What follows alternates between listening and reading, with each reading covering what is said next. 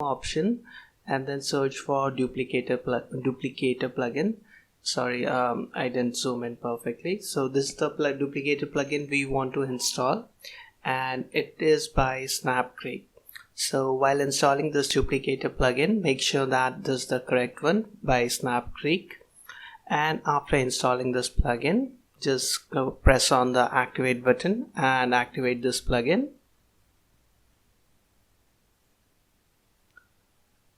Okay, so this will take a second. Okay, so the duplicator plugin is activated.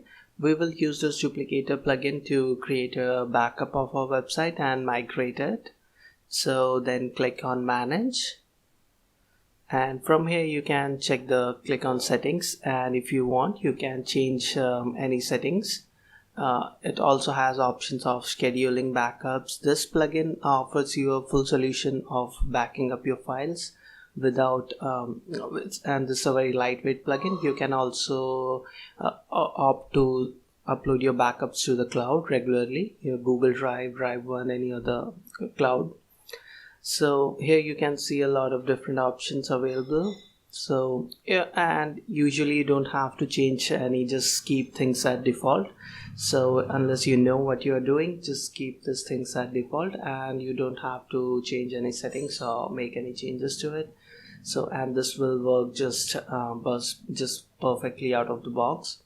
So I will not make any changes, and then I will go to packages again and click on create new. Then from here you can select your backup file name. Here this is the month, date, month and year. So if you want you can change that, and if you want you can add any notes to your backup file. So the next time you are migrating it, you will be able to see which backup it is. So just for this tutorial I will add a note, demo tutorial of duplicator plugin. And if you click on storage and expand, you can see where it will be stored, the backup of your files. So after scanning, just check that everything is good and there are no errors. Then click on build.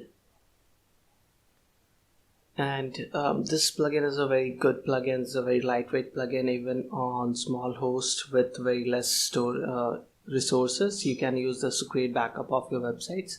And our backup as package is complete. Just click on one-click download, and if you are using Google Chrome, it will prompt you to allow multiple files download. Click on yes and download both these files, installer.php and a backup zip file. So the installer.php contains the settings, basically and this zip file actually contains all the images and all your files, WordPress files. So what you have to do is just make sure that everything looks good. By default it is, you don't have to make any changes. Just check that it is not corrupt or anything. So after this, what you have to do